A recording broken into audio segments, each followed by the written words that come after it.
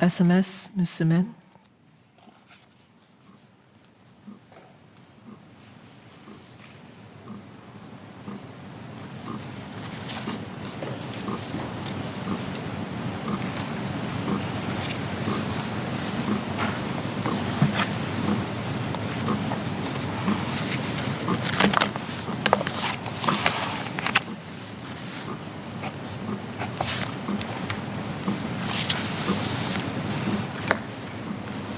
Madam Deputy Chair, I thank Mr. Henry Kwek for highlighting the challenges facing MSO, our partner agencies, and town councils.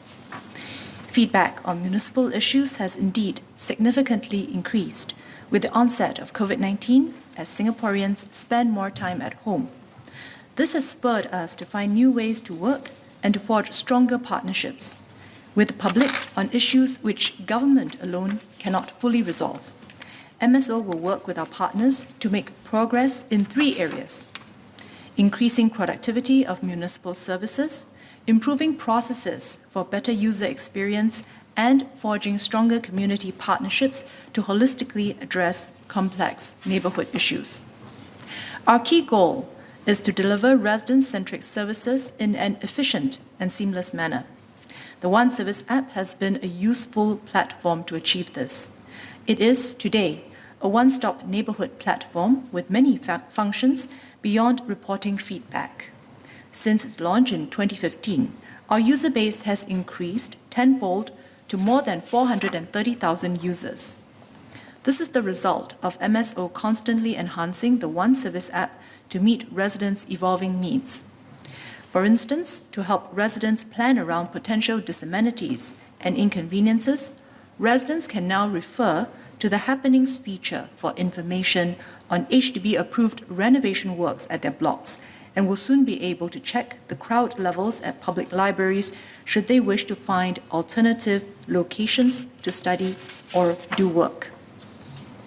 Residents can also access the Book Facilities feature to perform end-to-end contactless booking and payment for the use of common areas and facilities, such as multipurpose halls and void decks in their estates. We are also finding ways to deliver better services with a pilot of integrated municipal operations in Tampines Town and have commenced ground operations last month.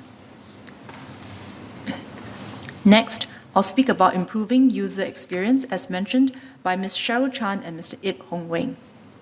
Every day, agencies and town councils receive over 4,000 cases of feedback on municipal issues. Most are straightforward cases that can be resolved within a week, but some complex cases can be long drawn, especially where investigation or neighbors' cooperation are required. Case owner agencies currently have the flexibility to decide how to close cases, be they straightforward or complex. MSO is working with our partners to improve the handling of municipal feedback in terms of how they should close the feedback loop for the different types of cases. For straightforward cases that involve only one agency and where concrete actions can be taken to fully resolve the case, agencies should close the feedback loop only upon complete resolution of the case. For complex cases, agencies should close the feedback loop only after explaining to the feedback provider the actions taken or the intended action plan, as well as provide an estimated timeline. We have implemented 2 corresponding changes in the One Service app. First, photo evidence is provided upon resolution for straightforward cases.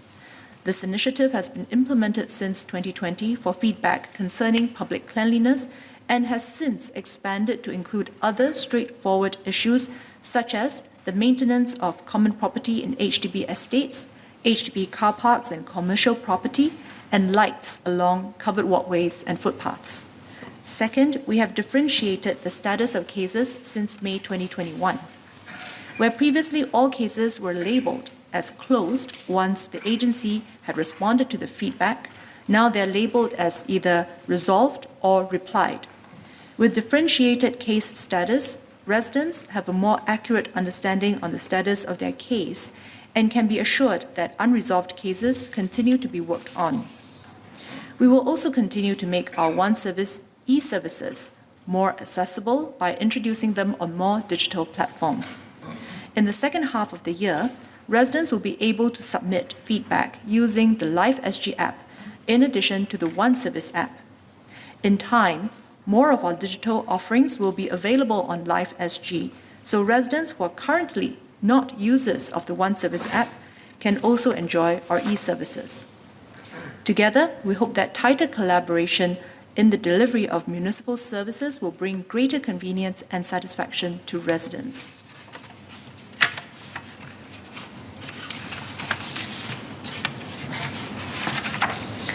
Mr. Dennis Tan asked for an update on new technical methods to lower the cost of the Lift Upgrading Program, or LUP, for HDB flats without direct lift access.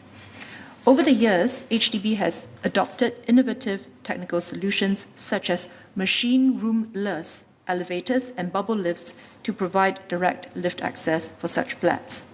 More than 5,000 HDB blocks have benefited from the LUP. Sorry, let me say that again. More than 5,000 HDB blocks have thus benefited from LUP.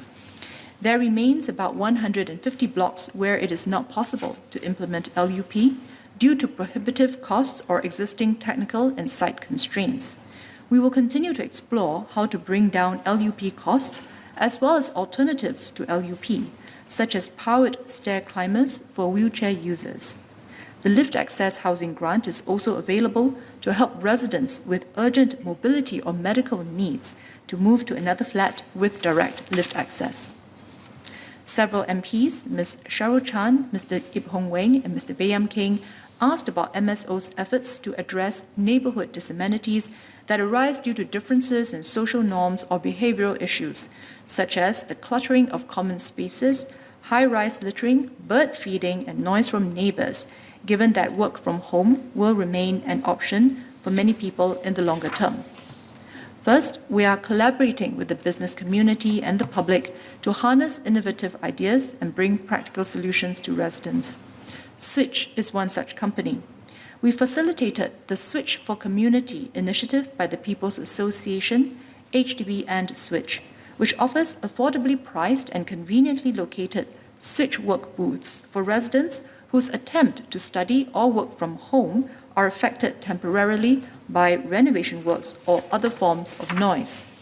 I'm happy that residents have found this initiative useful. Since its launch last December, over 100 individuals have used the work booths located at the Bukit Timah Community Club and Trevellus Residents Network in Clementi. Due to demand, the operating hours of the work booths at Trevellus Residents Network Centre have also been extended to late evenings and the weekends. We will continue to monitor the outcomes of the pilot after a year and consider scaling it up if there is good demand. In the spirit of Singapore Together, PA and HDB will also be co-leading an Alliance for Action, or AFA, to study practical solutions to better facilitate group buy activities in HDB estates. Group buy activities support small businesses and promote interaction among residents. But when large quantities of goods are delivered to an estate and redistributed to individual buyers, there could be inconveniences such as cluttering of goods at the common corridor and blocking of passageways. We would like to identify win-win solutions so that residents can continue to engage in group buying and support small businesses while minimizing inconvenience to others. Members of the AFA will consist of stakeholders such as group buy hosts, grassroots leaders, and potential solution providers from the private sector to explore better ways of facilitating the delivery, storage, and distribution of group buy items, such as making use of the HDB void decks. Second, we will continue to focus on shaping positive social norms to mitigate neighborhood disamenities due to human behavior. This is an upstream measure and one of many that needs to be put in place to holistically address the management of community disputes, as explained by Minister Edwin Tong during MinLaw's COS. Ms. Joan Pereira and Mr. Lim Biao Chuan rightly highlighted that neighborhood noise is a complex issue to resolve and can cause significant tension and unhappiness between neighbors. MSO and the Ministry of Culture, Community and Youth are exploring various ways to tackle this issue. As part of a holistic response, we intend to set up a community advisory panel on neighbourhood noise to look at defining what is deemed as unacceptable noise disturbances, as well as what constitutes good civic norms that residents should observe to reduce noise disturbances to their neighbours. The Community Advisory Panel, or CAP in short, will consist of representatives from the community who have the relevant experience and expertise in managing municipal issues. The community norms developed by the CAP will help neighbours to better communicate with one another, as well as serve as a useful benchmark and reference for our public advisories, and facilitate mediation and decision-making at the Community Disputes Resolution Tribunal. We hope to establish the CAP soon and for the panel to submit its recommendations by the end of the year. MSO is also working with MCCY on how agencies would enforce against neighbourhood noise using these community norms as a reference, and Minister Edwin Tong will share on this aspect during MCCY's COS. Ms. Xiao Chan also asked for an update on the Help Neighbour feature in the One Service app since its launch last September. Thus far, Help Neighbour has referred 272 cases of seniors in need, rough sleepers, cardboard collectors, and tissue sellers to the social agencies for targeted assistance, of which about 50% were new cases unknown to the agencies. With this feature, concerned residents can directly connect persons in need to social agencies without risking overexposing them on social media. I thus encourage everyone to use Help Neighbour. I would now like to address Mr. Xie Yaoquan's query about HDB's plans to keep our heartland shops vibrant and sustainable amid the rise in online shopping and changing consumer habits. Our heartland shops must do well if our neighbourhoods are to remain vibrant and endearing. Beyond serving the day-to-day needs of residents, heartland shops reflect the distinctive character and identity of our neighbourhoods, provide spaces for residents to meet and interact, and serve as a social glue for the community. Our heartlands can also be incubators for budding entrepreneurs and exciting new business ideas. Since 2007, HDB co-funds physical upgrading works and promotional activities through the Revitalization of Shops scheme to improve the shopping experience for our residents. HDB also partners Enterprise Singapore to encourage our heartland retailers to modernize their operations and embrace digitalization. To ensure our heartland shops stay relevant and vibrant, HDB and Enterprise Singapore are further engaging the public through the Heartlands Shops Study to understand what Singaporeans value most in the heartlands. Since October last year, we have engaged over 2,400 residents, business owners, and shop employees through surveys, interviews, and focus group discussions.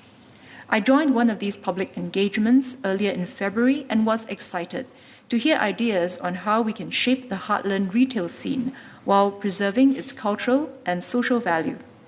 Together with HDB, we will thus explore ways to better curate the trades at our neighbourhood centres, taking into consideration the attributes that residents and businesses have told us they value, and also better support the digitalization and business sustainability of these shops. I encourage all Singaporeans to participate in the online survey for the Heartland Shops Study, which is available on the REACH website until the end of this month. The findings from the study will help to shape and refine national programs and plans to support our Heartlands merchants. We will follow up on participants' feedback and partner Enterprise Singapore to rejuvenate our Heartland spaces with new experiences as part of Our Heartlands 2025, a new initiative announced by MOS Low Yen Ling during MTI's COS. Finally, I would like to provide an update on our public engagement exercise for the Long-Term Plan Review, or LTPR, as inquired by Ms. Cheryl Chan. We embarked on the review last year to refresh our long-term land use plans for the next 50 years and beyond. This is not a new exercise. We have conducted regular reviews of our long-term plans since the first concept plan of 1971. Key infrastructure outcomes of the 1971 concept plan include Changi Airport and our current MRT lines. From July to September last year, the Urban Redevelopment Authority, or URA, engaged more than 5,800 Singaporeans through polls and workshops to better understand Singaporeans' values, hopes, and concerns for the future. We found that Singaporeans aspire towards four key broad outcomes for Singapore.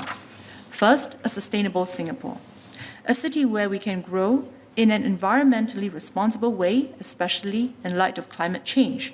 Minister Desmond Lee covered our sustainability efforts extensively earlier. Second, an inclusive Singapore, a city where we can meet the diverse needs of our people and foster social cohesion and harmony. MOS Faisal will share more on how we are supporting our vulnerable citizens and forging community partnerships later. Third, an adaptable and resilient Singapore, a city where we can adapt nimbly to disruptions and seize emerging opportunities. MSE colleagues yesterday provided an update of our efforts to build a more resilient Singapore, such as our coastal protection plans to combat rising sea levels, our development of weather-resilient water sources through desalination, and the transformation of our used water network with a deep tunnel sewerage system. Fourth, a distinctive and endearing Singapore, a city that we are proud to call our home. Minister Desmond shared earlier about how we will strengthen the character and identity of our city by safeguarding our built heritage. Since October last year, we followed up and facilitated in-depth discussions with more than 1,000 participants. We also tapped on discussion forums and webinars involving more than 7,000 participants. We discussed how we could achieve the four desired outcomes and how we should balance the trade-offs required. A wide range of ideas were raised, some of which were quite imaginative, like using our canals and waterways as transport networks or building floating or underground housing apartments to overcome our land constraints. The public engagement is still ongoing and will culminate in an exhibition in the middle of this year. We encourage Singaporeans to continue contributing their ideas and views. While not all of them are feasible today, they are harbingers of the future possibilities we need to keep in mind. Given the greater uncertainties we face in the future, key focus areas of the LTPR would be strengthening the resilience, flexibility, and inclusiveness of our long-term plans and strategies. On public housing specifically, Ms. Nadia Samdin and Mr. Louis Chua asked about expanding public rental housing to cater to more groups of Singaporeans. The Leader of the Opposition and Ms. Rachel Ong also asked about housing access for singles and families with non-citizens. Madam, a vibrant rental housing market exists. For the rental housing that HDB offers, our emphasis is on providing highly subsidized rental flats to those who have no other housing options, such as those with financial difficulties, as well as first-timer families who have challenges renting from the market while waiting for their booked flats to be completed. To Mr. Louis Chua's suggestion of a rent-to-buy model, our government already provides generous grants and subsidies to help most Singaporeans own either a BTO or resale flat directly. Rent-to-buy arrangements may serve a purpose in societies where there are significant gaps between home ownership aspirations and affordability. In Singapore, we design our public housing financing policy to minimize this gap. Flat buyers in Singapore generally require little or no cash outlay in servicing the payments for their flats, as their mortgage loans can be paid using their CPF contributions, which leaves flexibility for them to pursue other aspirations and goals with their disposable income. Therefore, it is not clear how rent-to-buy is better for the aspiring Singaporean homeowner. We have also been expanding housing options and grants over the years for households of singles and families with non-citizens. For instance, single buyers have access to housing grants and can buy smaller BTO units in non-mature estates. While our overall housing policy continues to support families, we nevertheless recognize the home ownership aspirations of singles and particularly the circumstances of singles who are also caregivers and seniors. We are very mindful of their concerns and will continue to study ways to assist them. With limited land, we will have to consider the trade-offs and resources needed whenever we make policy changes. For instance, whenever we raise income ceiling or liberalize eligibility criteria for public housing, for example, by lowering the age limit, demand will go up, and we will need to make sure we have the land and the resources to meet such demand. While our current priority is to catch up on the delays caused by the pandemic, which Minister Desmond has spoken about, we recognize that the needs and aspirations of Singaporeans are changing, including those who are single or have non-citizen spouses, and will continue to study how best to extend more support to them as the situation stabilizes. As we carefully balance trade-offs and hedge against future uncertainties, innovation and human ingenuity offers opportunities for us to overcome our constraints. Minister Desmond earlier spoke about enhancements to our Cities of Tomorrow, or COT, R&D program to fulfill our vision of a more sustainable, livable, and resilient Singapore. The research efforts under the COT program also allow us to tap on advancements in big data analytics and social science research to aid our urban planning and design. In July last year, HDB completed a research project in collaboration with SUTD using data analytics and behavioral studies to look at how to foster the kampong spirit in our heartlands. One of the findings was the importance of visual connectivity and the development of a social hub to promote neighborly interactions. This led HDB to develop a new model of raised multi-story car parks, where the car park levels are lifted to introduce a porous space on the ground floor where residents from surrounding blocks can interact and gather for social activities. Madam Chair, in Mandarin, please. 在疫情期间，大部分国人的活动范围局限于住家周围，因此在这2年内，社区事务署所接获的投诉数量出现上升趋势。其中，人为社区问题如邻里噪音、走廊杂物堆积、高楼抛物、喂食鸽子等问题较为棘手。社区事务署将继续朝2大方向前进，与其他政府部门、居民以及公众共同解决人为社区问题，维持优质的生活环境。首先，我们正与商界和公众合作，构想创新点子，为居民带来实际可行的解决方案。例如，我们已经在5级芝麻区展开一项邻里办公舱的实验计划，以优惠的价格为受噪音问题困扰的居民提供一个靠近住家、宁静的办公或读书环境。这个实验计划为期1年，之后我们将考虑是否要扩展到其他地区。人民协会和建屋发展局也将成立一个新加坡群策群力行动联盟，来探讨如何更好地在组屋区内进行团购活动。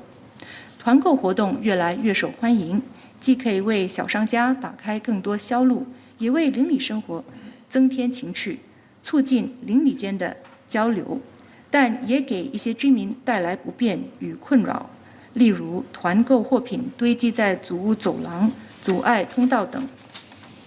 这个行动联盟将邀请购物团主、基层领袖、私人企业及其他利益相关者参加，集思广益，找出更周全的方案。